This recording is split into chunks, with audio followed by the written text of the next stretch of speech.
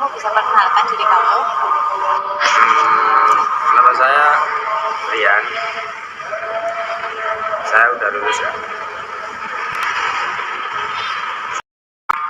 Oh, kamu yang DM saya kemarin ya?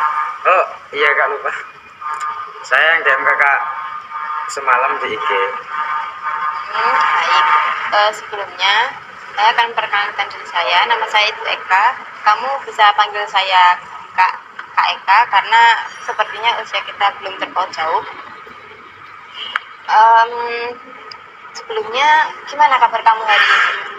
Alhamdulillah, saya sehat, baik-baik saja. Alhamdulillah. Semoga seterusnya kamu bisa baik-baik saja dan sehat seperti hari ini. Kemudian kamu udah pernah melakukan konseling apa belum? Belum lah, belum sama sekali. Belum sama sekali. Dan kamu itu tahu nggak apa itu proses konseling? Nggak tahu juga. Oke, jadi di sini saya akan menjelaskan sedikit tentang mengenai proses konseling. Konseling itu proses pemberian bantuan yang diberikan oleh seorang ahli kepada klien untuk membantu klien dalam menyelesaikan masalah-masalahnya. Kemudian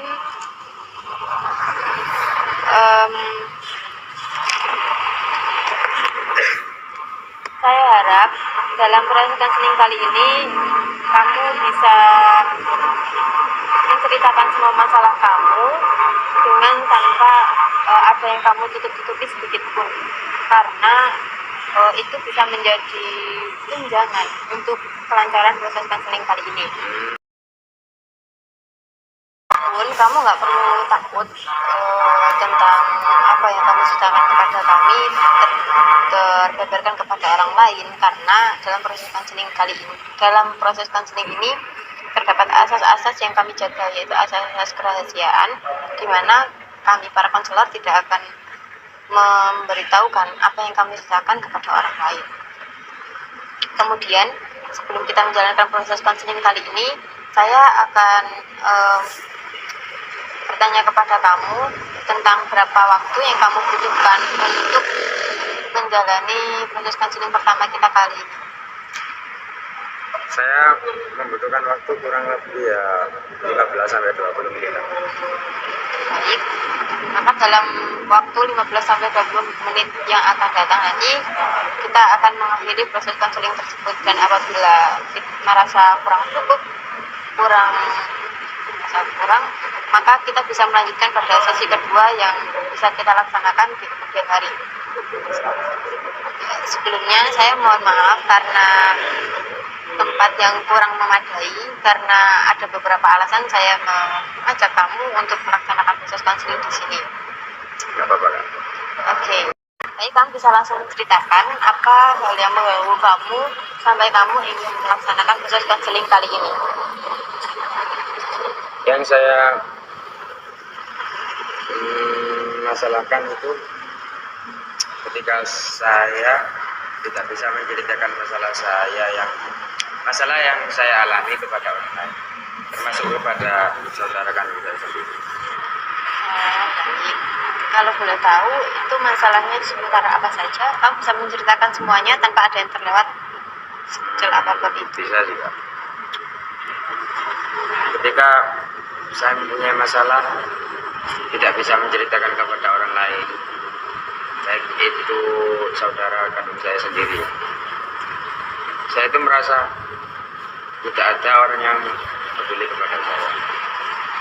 Kalau boleh tahu masalah apa yang kamu alami akhir-akhir ini? Ya banyak sih kak, tapi yang sering termasuk ekonomi keluarga, soal mengurus adik-adik saya. Soalnya kan saya kan anak kedua dari empat bersaudara. Yang anak pertama itu kakak saya perempuan. Betul sih kakak saya anak pertama, tapi kan saya laki-laki sebagai anak kedua. Baik, kalau gitu lalu apakah kamu sebelumnya itu sudah pernah menceritakan masalah kamu kepada kakak kamu, atau kenapa kamu kok nggak mau gitu menceritakan masalah kamu kepada kamu? Saya bukannya tidak bisa menceritakan, karena saya itu ketika menceritakan masalah saya kepada orang lain, sering saya mendapatkan respon yang tidak sesuai dengan apa yang saya inginkan. Baik, seperti itu. Kamu pernah nggak cerita gitu tentang masalah apa yang kamu hadapi saat ini kepada kakak kamu? Jarang sih kak, soalnya saya sama kakak saya udah punya kesibukan masing-masing. Oh, jadi kamu sama kakak kamu itu sudah sama-sama kerja seperti itu? Baik. Jadi kamu itu kayak merasa orang lain nggak bisa gitu menyimpulkan apa yang ada di dalam pikiran kamu tentang apa yang kamu rasakan, atau mereka itu tidak bisa mengerti seperti itu. Ya, Baik. Sebenarnya semua orang itu pasti memiliki pendapatnya masing-masing. Maka di sini kamu sebagai pihak yang meminta pendapat, kamu harus lebih pintar-pintar bagaimana caranya kamu itu mengambil apa yang diberikan oleh orang lain tersebut, bukan menelannya secara mentah-mentah. Kemudian kamu pernah nggak cerita gitu atau meminta tolong kepada kamu tentang masalah-masalah yang kamu alami belakangan ini?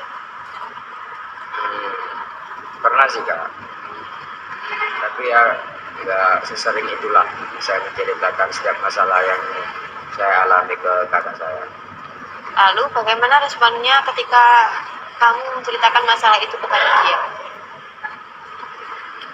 Respon kakak saya ketika mendengarkan masalah yang saya alami, ya sedikit lah bisa membantu melegakan saya untuk memikirkan masalah tersebut. Alangkah baiknya jika kamu meminta pendapat kepada orang lain, maka seharusnya kamu itu nggak hanya secara mentah-mentah.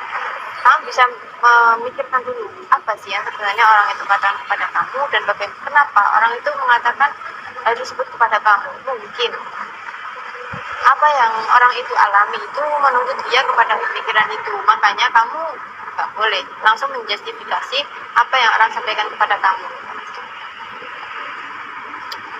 Dan untuk ketika kamu menceritakan masalah kamu kepada kakak kamu merasa dia mengacuhkan atau dia kurang bisa mengerti apa yang kamu ceritakan, coba kamu menceritakannya di waktu yang tepat, kayak di waktu dimana chemistry antara hubungan keluarga kalian itu sudah terbangun, seperti saat kalian itu makan bersama atau berkumpul. Coba dekati dia pelan-pelan dan coba kamu bicarakan tentang apa yang kamu hadapi saat ini, apa yang membuat kamu kesulitan, itu dengan kalimat yang baik. Jangan sampai kamu menyinggung perasaannya, karena dia pun sebagai anak pertama pasti dia juga merasakan hal yang sama beratnya seperti kamu. Boleh sih kak. Jadi karena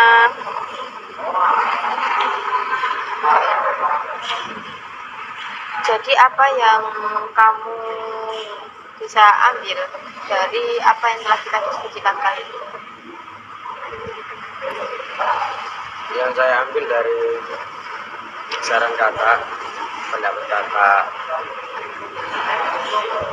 hari ini, saya berarti harus tidak terlalu cepat menyimpulkan pendapat orang lain ketika orang lain mendengarkan masalah saya. Lalu, bagaimana cara kamu untuk menghadapi masalah yang kamu rasakan untuk kedepannya? Saya lebih berusaha untuk mencoba menceritakan masalah yang saya alami ke orang lain, meskipun nggak ke orang lain, ke saudara saya sendiri. Saya berusaha menceritakan masalah saya. karena waktunya sudah menunjukkan di angka 15, maka saya akan mengakhiri proses konseling kali ini. Sebelumnya terima kasih karena kamu telah meluangkan waktu kamu untuk datang kepada saya dan mau menceritakan apa yang sedang kamu alami kali ini. Saya yakin untuk kedepannya kamu pasti bisa menyelesaikan masalah apapun itu dengan keyakinan kamu bisa mengontrol apa yang ada dalam diri kamu. Saya harap setelah kamu keluar dari sini, kamu bisa menjadi orang yang lebih bijaksana dalam menyimpulkan apa yang diberikan orang lain kepada kamu.